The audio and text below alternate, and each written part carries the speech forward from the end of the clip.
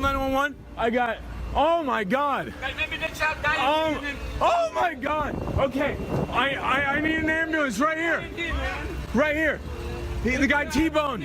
He was screaming in the street. He looked frustrated, panicked, confused. A lot of females screaming. I mean, it's Halloween, but it was an eerie scream. I saw like 3 or 4 people lying on the side of Stuyvesant High School, all covered in blood. At first, I thought that this is some sort of a Halloween prank. I want to commend the response of our NYPD officer that was on post near the location who stopped the carnage moments after it began. We just looked outside the window and they were just laying there like dead. New Yorkers, be New Yorkers and live your life, and don't let them change us or deter us. This is going to be the new sort of age or chapter of terror that we're going to see are these vehicles, these knives, and explosive devices. We have to stay on offense. We can only do so much defense against these types of attacks. When are we going to have an honest discussion about this? Good morning to you. It is Wednesday, November 1st. I'm Heather Childers, and just some horrible news to begin with you this morning. This Fox News alert: terror in downtown Manhattan breaking overnight.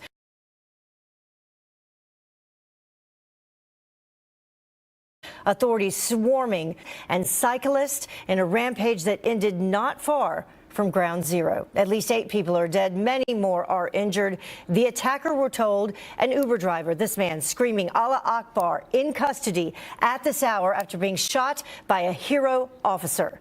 And now this live look at New York City at this hour. Let's go live to Garrett Tenney. He's at the scene. And Garrett, I understand that you have some brand new information about the suspect at this hour.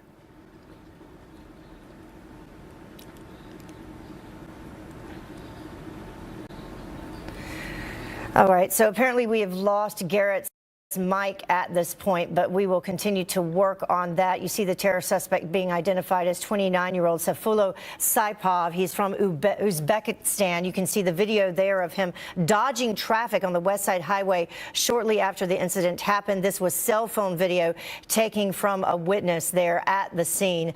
We now have Dr. Darren Porcher as we continue to work on the audio there with Garrett Tenney. We have live team coverage for you, but in the meantime, Dr. Porcher is here with us. He's a former U.S. Army officer and NYPD lieutenant who specializes in counter-terror strategies at home and abroad. And he joins us now with more on what police departments like the NYPD need to do to try and stop these attacks. Thank you so much for joining us this morning. Thanks for having me. Unfortunate circumstances, to say the least. But definitely important to have you here with us this morning because people want to know, I mean, what can we do? Is there anything that we could have done to avoid this from happening? Well, one of the things is we have to look at teachable moments from what happened in Barcelona and Nice. Mm-hmm. We need to take that amalgamation of circumstances and apply it to policing in a city like New York City. We go back a couple of months ago in the Times Square area.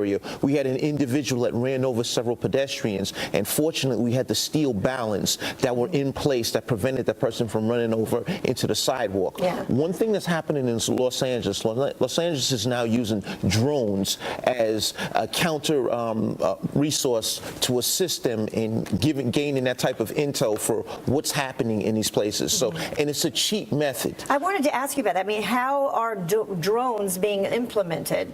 Well, Los Angeles is the largest city that's incorporating drones into their technological advancements in law enforcement. What that can do is that can relay that information back to the police as to what's happening. That way it can give a quicker response, and it also presents a level of omnipresence, so to speak, because when criminals or terrorists know that these counterterrorism measures are in play, they're not going to be as apt to commit to these acts of atrocity. You know, this particular area, I know that you've definitely been down in this area as well. I live over on the West Side Highway, so I frequently am on this path, you know, along the Hudson River there, either rollerblading or biking or running. Hundreds of people, if not thousands, are always over there. Yesterday, in particular, a beautiful sunny day here in New York City. The barriers that you're talking about, do you think that will, you know, immediately be implemented? I know there are some areas along the Parkway there where those are already in place, but this particular area, the suspect was able to gain access to the bike trail. trail there? There's already an expansion in process. Okay. The NYPD is already putting these violence in different places throughout the city, not just in Times Square. But And is that all in over the light of city. what happened in Times Square? Right, that's in light of what happened in Times Square recently. But once again, this goes back to the teachable moments from Nice and Barcelona as to these vehicle attacks that are becoming more prevalent in today's society. These rudimentary tactics are now replacing the quote-unquote AK-47 going into a crowd and shooting up the place, because anyone can rent a vehicle, as we look at this individual that rented the Home Depot truck from out in New Jersey. Yeah, the Nice attack, 86 people dead. The Berlin attack, 12 people dead. And then back here at home in the States, there was an attack in 2016 of November at Ohio State. No deaths involved in that, so it kind of got swept under the rug. But ISIS also claimed responsibility for that attack as well. What do we know about the suspect? Well, the suspect is of Uzbekistan descent. Right. And so what they're doing right now is they're looking at his digital footprint as to who he's contacted, where he's traveled to. I believe he had a license from Florida. And so they're going to backtrack. A team has already gone to his prior residence in Florida. In addition to that, there's teams that have gone to the location where he rented the Home Depot vehicle and his family's house in New Jersey. So they're going to triangulate whatever those findings are and apply it to this particular instance. One of the great things here is the suspect was apprehended. So we do have an information source that we can access. Yeah, and apparently he'd been here in the United States from Uzbekistan since 2010, but he also had a truck driving license. Apparently some companies, or he claimed them to be companies that were located in apartments in Ohio, I think is one location, and he also was an Uber driver. That's correct. Yeah. His current employment, I believe, was that of an Uber driver. On the radar? Yes, that was another thing. Okay. There are unsubstantiated statements that he was on the radar as a possible terrorist. But it goes back to what's very interesting. Back in August of this year, there was a video, there was a cell phone video that showed that this was a potential target for ISIS. On this video, there was the ISIS logo, and the chairman of, the counterterrorism chairman had focused on this just recently and stated that, look, there was a valid threat in the past, but it's an arduous process to work these threats, because it takes hundreds, if not thousands, of man hours to vet all of these threats that come into law enforcement. Right. All right, Dr. Porcher, thank you so much for joining us. We definitely appreciate your insight.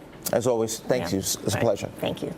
Well, we now have Garrett Tenney. Apparently, we fixed those audio issues for you. He is live on the scene with some more information just in overnight. We were just talking about the suspect. Garrett, what additional information do we know? Well, Heather, you mentioned 29-year-old Sayfullo Saipov. He came to the U.S. in 2010 on a green card from his home country of Uzbekistan, and he's been here now for 7 years. And during that time, we're starting to piece together some of what he has been up to. We know he previously lived in Florida. Recently, he moved to New Jersey with his wife and 2 kids. You mentioned there with your guest that police have been searching his home there in New Jersey, as well as previous an address in Tampa, Florida area there as well. Previously, you mentioned we know that he was a driver for Uber. Uber says he passed their background check. There were no red flags as he applied to be a driver there. They are now cooperating with investigators. He was also a truck driver as well. And we know that in 2015, when he was driving through Missouri, that he was stopped by Highway Patrol there and was fined for mechanical issues that he had with a truck he was driving. And he was then arrested in October of 2016 for failing to pay that fine. He was released on bond, and then he never showed up for his court appearance. A friend of his from when he lived in Tampa described him as very friendly and as a happy-go-lucky guy. Clearly, something has changed since that time, and there's a lot of new questions as well about this diversity visa program, the program through which he entered the United States on that green card. And Mark Levin talked a little bit about that program last night. 50,000 people a year coming here through the diversity visa program, because the diversity visa program was set up, you see, to make sure that underrepresented countries can send their people into this country too. And he did that in 2010. Yeah, and Sayfullo Saipov remains at the hospital. He was shot twice by police. He is expected to survive, and you can bet they're sure going to have a lot of questions for him as soon as they're able to get there. Heather. This is new information that I'm hearing from you this morning in reference to his wife and children. Do we know, and perhaps you said, how long he's been in New Jersey? At this point, we don't know for sure. We know that at least a few years ago is when he was last in Tampa, Florida. That's according to his friend who spoke to Fox News last night. His friend said that was when he last saw them and that he moved up to New Jersey to find better employment opportunities. And apparently some point after that is when he began to be an Uber driver as well as truck driving before that. Yeah. And a lot of questions also being asked about background checks in reference to that, allowing him to be an Uber driver. All right.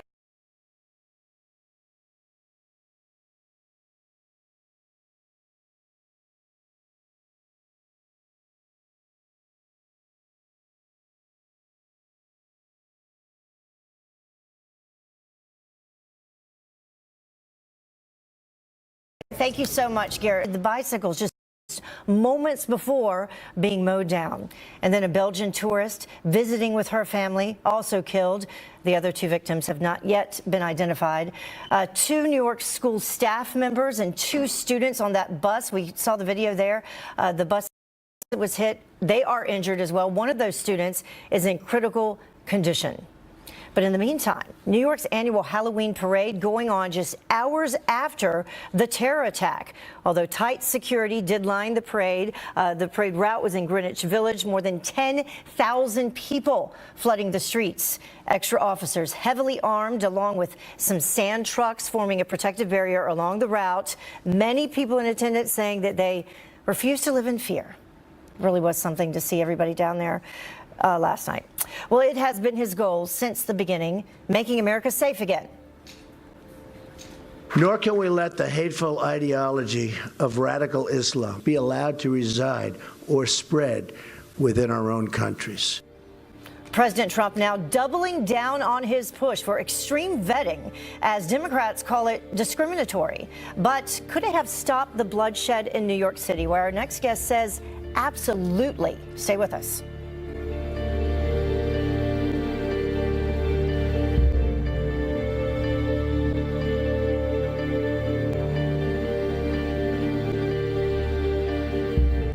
Welcome back to Fox and Friends First. Authorities surrounding 2 New Jersey locations overnight, searching for clues on the terrorist who killed 8 people with a truck in New York City. Now, the attacker, an Uber driver, screaming Allah Akbar, in custody at this hour after being shot by police. And you can see him here. Well, Rob Schmidt is live at the scene for us with the very latest this morning. Good morning, Rob.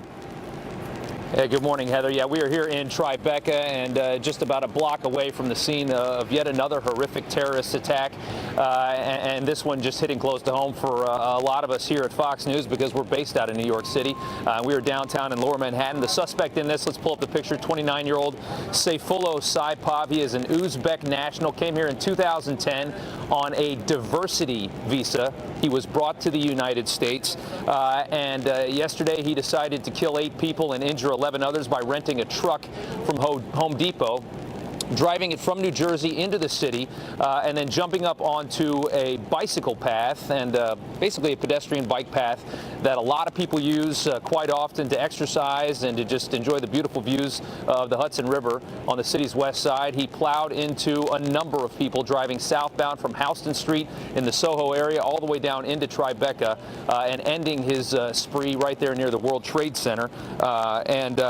Here's just some sound. The spree ended when Saipov smashed his Home Depot truck into a school bus. And here is just some sound from a cell phone video of the panic that ensued right after he smashed his truck into that bus. They're stuck in here.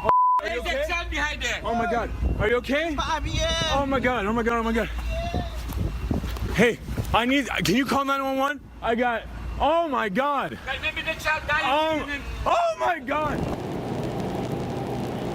And you can just hear it in the voices. It's just terrible to listen to. 2 kids and 2 adults on that bus were injured after the bus was smashed into, and then Saipov jumped out and was reportedly yelling Allahu Akbar and running around with 2 somewhat fake pistols, BB guns, pellet guns of that sort, and did quite a bit of damage. So Heather, here we are on the scene, and the investigation continues this morning on exactly what happened. He was injured and shot and injured, but he is okay. So hopefully they can learn a lot from him. We'll send it back to you. Huge difference and a lot of information coming out very quickly in this. Thank you so much, Rob.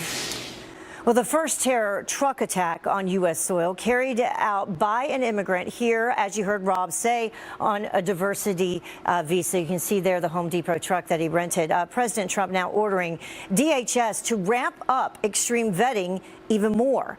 Griff Jenkins is live for us in Washington, D.C. with that part of our coverage. Good morning, Griff. Good morning, Heather. The response from the White House, swift. The president taken to his usual form of direct communication with the country, first reacting in a series of tweets. He writes, in New York City, looks like another attack by a very sick and deranged person. Law enforcement is following this closely, not in the USA. Following up, we must not allow ISIS to return or enter our country after defeating them in the Middle East and elsewhere. Enough. Then, announcing actions he's taking, he wrote, I have just ordered Homeland Security to step up our already existing extreme vetting program. Being politically correct is fine, but not for this. Now, we will learn more about what the president intends to do, but in the latest order on the travel bans to the U.S., Uzbekistan, where this attacker came from in 2010, is not on the list. It will be interesting. The travel ban, of course, expired, but there are enhanced measures for refugees coming to the U.S. Expect a lot more of that today. And finally, the White House issuing a actual statement as well, offering thoughts and prayers and directing resources to New York City. First Lady Melania was in New York. She returns today. She tweeted as well, saying, my heart breaks for New York City. Heather? Yeah, I mean, you think about it, and really this does show this could happen anywhere, small town, big town, anywhere. You know, how do you control it and keep it from happening? Lots of questions. Griff, thank you so much for joining us. We appreciate it. Well, moments of horror just revealed as officers swarm the scene of the attack. Watch this.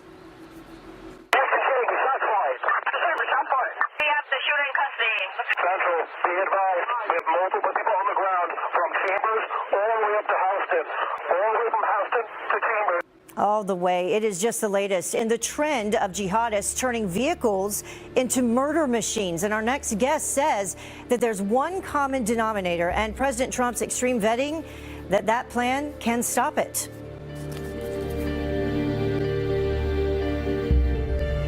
This morning, it is 4:23 here on the East Coast. You know, trucks have now become the preferred weapons of mass murder for jihadis. Trucks or vehicles. The jihadis are using them to create scenes of mass carnage. It's happened across Europe, and now we are seeing it here at home. So how do these types of attacks impact the fight against radical Islam? Joining us now is Fox News national security and foreign affairs analyst, Dr. Waleed Phares. Thank you so much for joining us this morning. We appreciate it.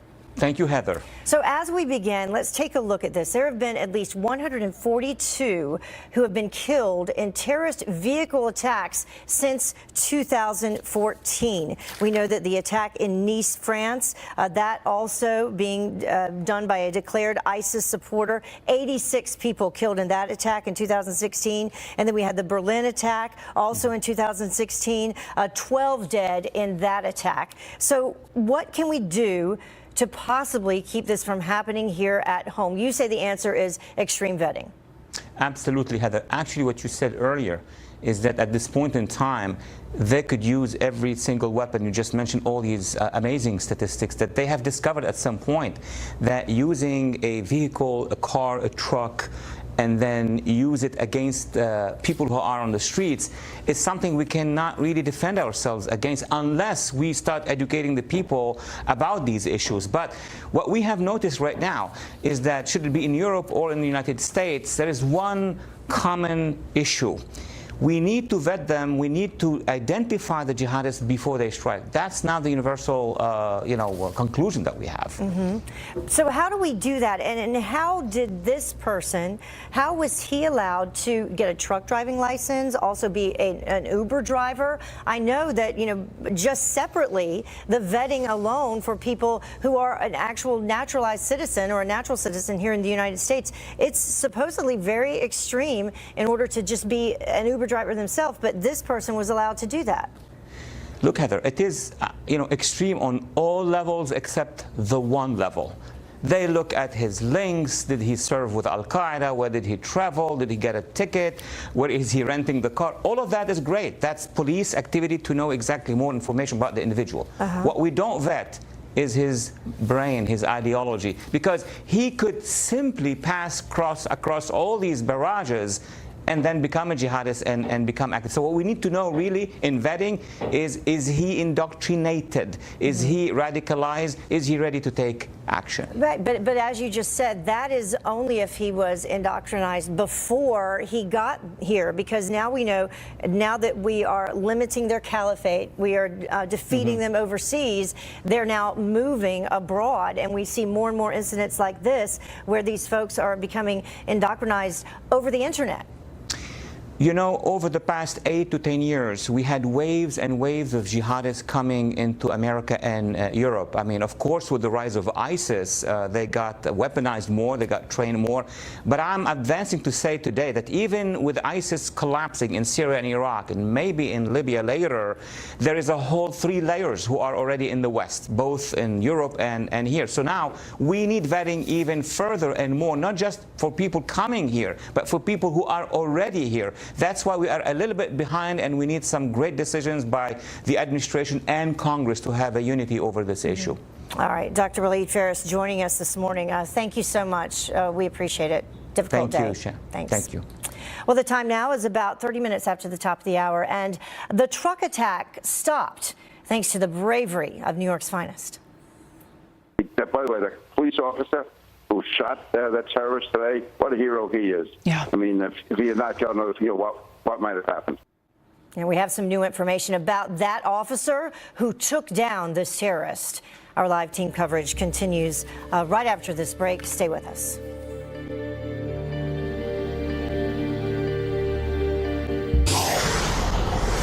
Hey, can you call 911? I got, oh my God.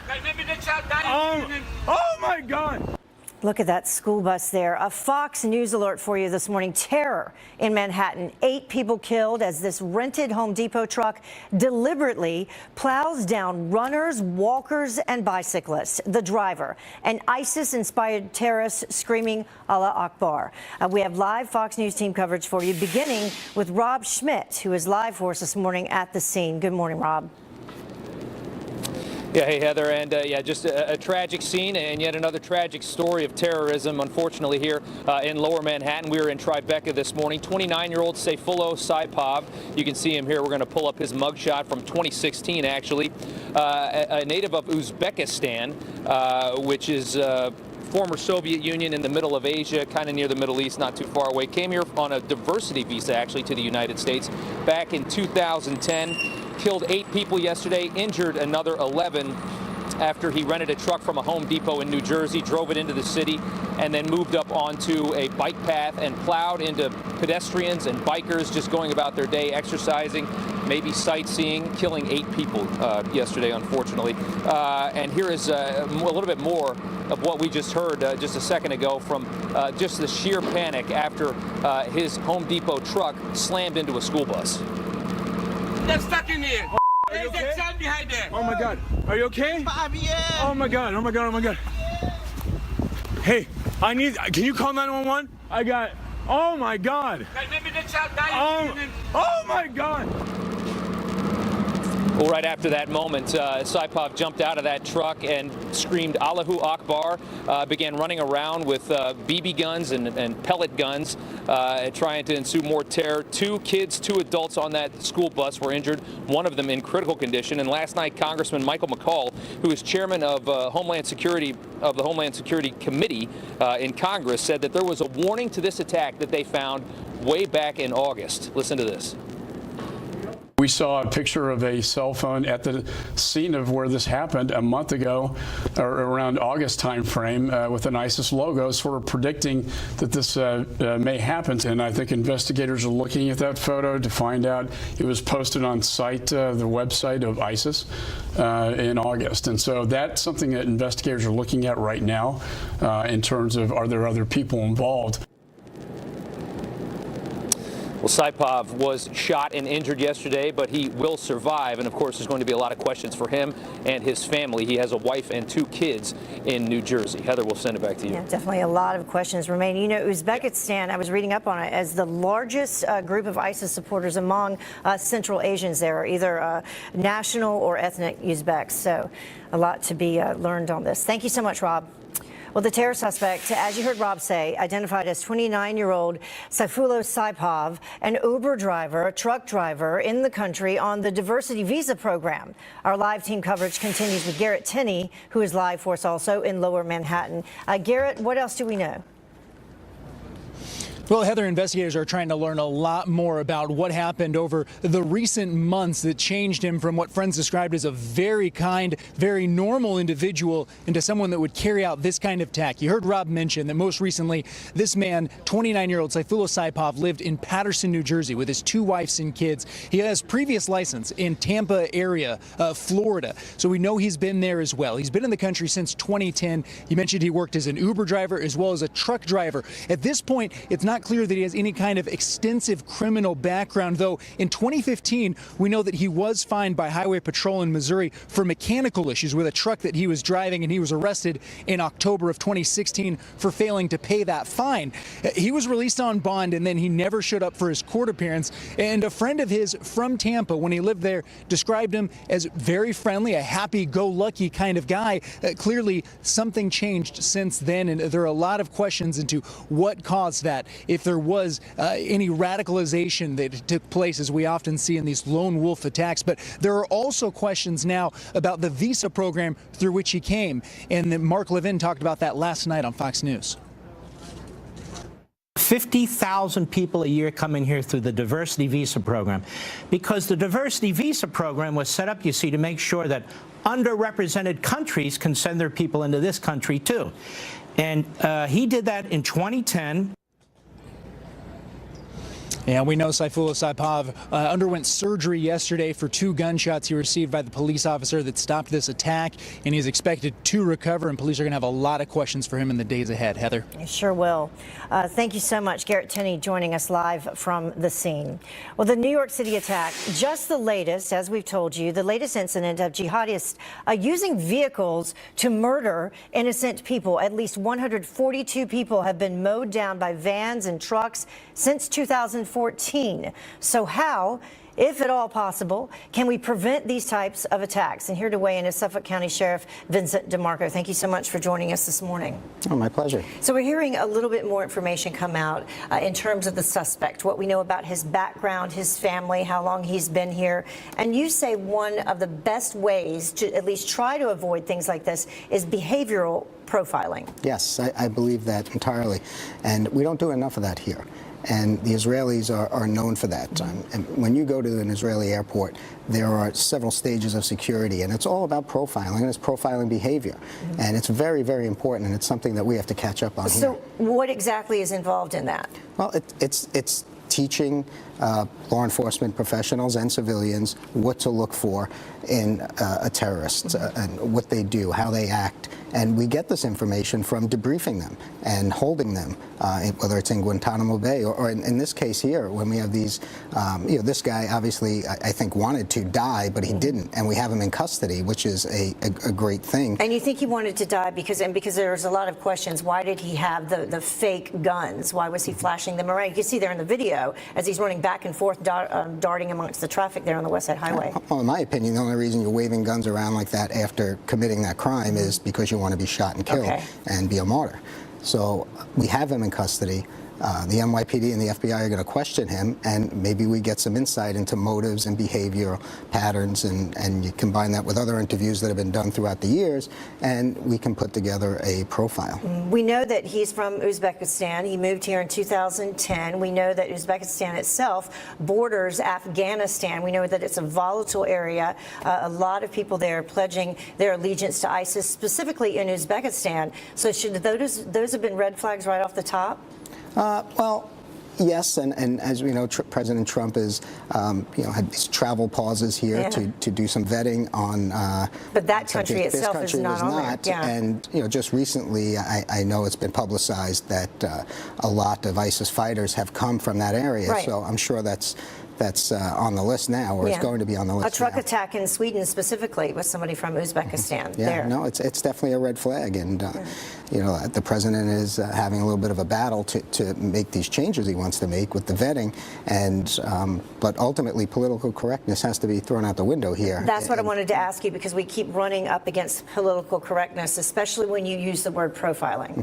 Yes, and when I talk about profiling, I'm talking about behavioral profiling. Got it. And that's a big difference than the profiling that we've. That's talked about important in the to past. point out, Very because that's why I wanted to ask you that. And What it's is the difference? Right, and it's the way people act. We're not profiling based on people's country of origin, or race, or religion. We're looking for specific behaviors of people. Yeah. And that's an important distinction. But ultimately, the way that you combat this is with intelligence, and getting intelligence early in the planning phase of an attack like this it's ultimately the only way that you're going to consistently avert attacks like this. Yeah, and we heard from our first guest that possibly this suspect had been on the radar, and we keep hearing that in these incidents where I don't think that's confirmed, in fact, yet, but he was saying that he was on the radar. But we hear about these people on the radar, but yet then these attacks, are carried out. Yeah, well, obviously it's hard. It's hard because listen, we're a big country. And we have a lot of people here. We have a lot of people that come and go out of our country, and keeping track is a hard deal, a hard job. But we expect that from our government to keep us safe here, especially in the homeland. Right. And as I heard yesterday, someone say, we have to get it right all the time to keep it from happening. They only have to get it right once. That's true. All right. Thank you so much. We appreciate you joining us, as always. Well, the time now is about 20 minutes until the top of the hour, and the attacker leaving behind a chilling note pledging allegiance to ISIS as a vehicle is yet again turned into a murder machine. The shocking numbers of just how deadly these attacks are becoming. That's up next. Plus, the police officer who risked his own life to stop the terrorists from taking others. What we're just learning about his act of bravery.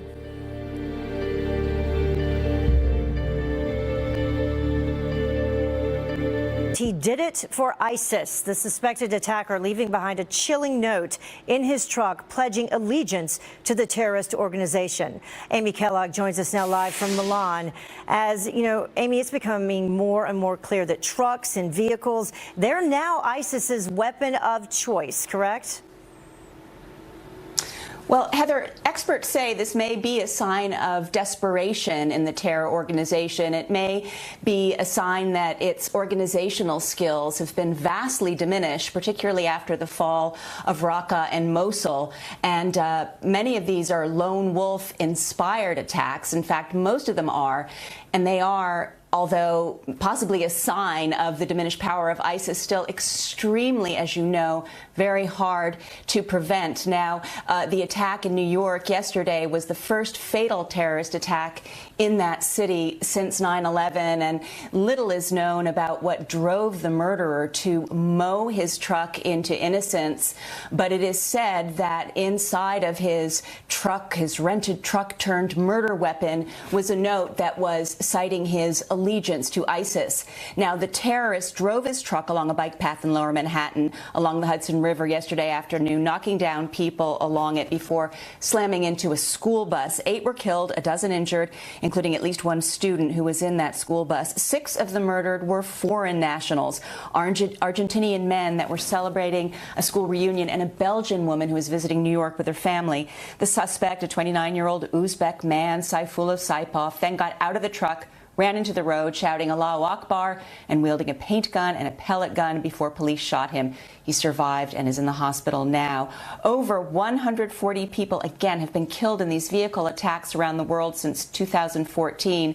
Terrorists quite often choose holidays. Holidays are moments when large crowds gather, like the Christmas market attack in Berlin last year. That suspect managed to sneak out of Germany, flee across those very porous EU borders, and was found and shot dead, actually, Heather, here in Milan. And there have been so many other cities affected by this phenomenon of truck weapons, terrorists using a vehicle to mow down people. We had Nice on Bastille Day last year. We had Stockholm, and as you mentioned, Heather, also carried out by an Uzbek, a failed asylum seeker. We've had several attacks in London, Barcelona on a beautiful day in August. Again, these are very, very hard to prevent. They seem to be the attack of choice as we see ISIS on the run.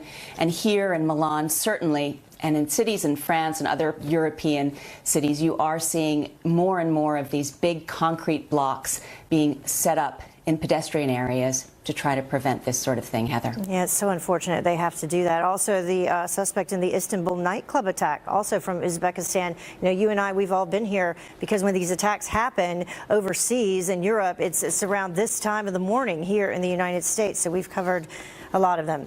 Thank you so much, Amy Kellogg, live for us. Thanks.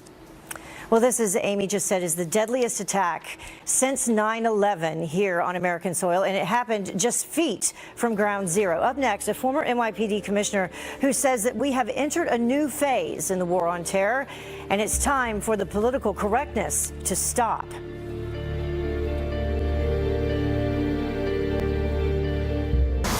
Well, overnight, President Trump making his push for extreme vetting after the deadliest attack since 9/11 here in New York City. So is he right? Is it time to stop being politically correct? Former NYPD Commissioner Bernard Kerik joins us now live. Certainly glad to have you here. I know a lot of people want to hear what you have to say on this. And you say, you know, you have to throw out the political correctness. You got to get rid of it. You know, people don't want to profile. They're afraid of profiling because they think it's racial profiling. This is criminal profiling, predictive profiling. You know, there has to be 12, 20 people that knew this guy's ideology, knew his mindset, knew what he was thinking. In and around the mosque he may attend, in and around the community he lives. Why aren't we there? Why aren't we talking to them? Why aren't we looking for those types of people? And as we've said, he moved here from Uzbekistan back in 2010. We now learning he had a wife and children. Most recently, he was in Paterson, New Jersey. Well, Paterson, New Jersey, that area is, you know, I know that the FBI was there last night in Paterson executing search warrants with the Paterson Police Department. Paterson, Passaic, you know, that's where the guy's from. You know, these are places we should be looking at.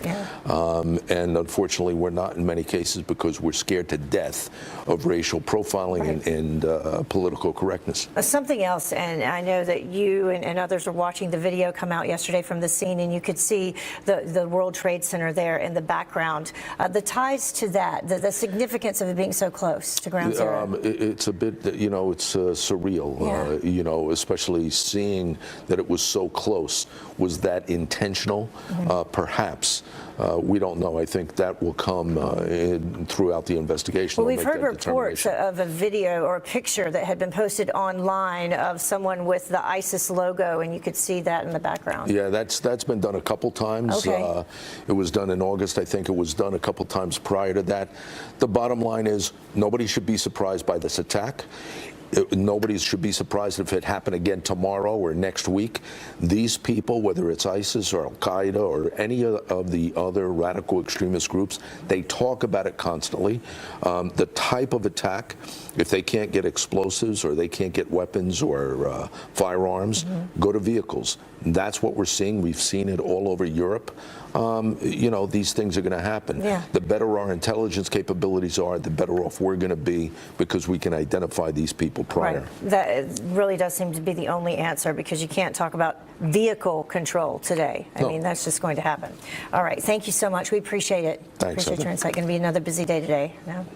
Well, some brand new information about the police officer who is being hailed a hero for taking the terrorists down. That is up next.